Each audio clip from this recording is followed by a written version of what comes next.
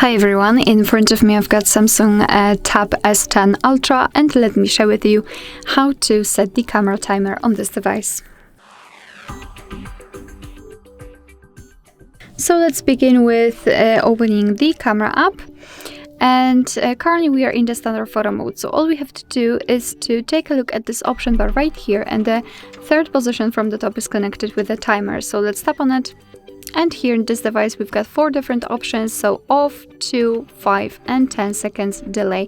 All you have to do is to tap on the specific option. I'll choose 10 seconds delay, and as you can see this icon will change slightly. Now you can, it is highlighted of course, but also you can see the timer you've set, and all you have to do is to tap on the shutter button, and from now on your device will count down from 10, 5 or 3 depending on which option you've chosen, and after that time it will simply take a photo.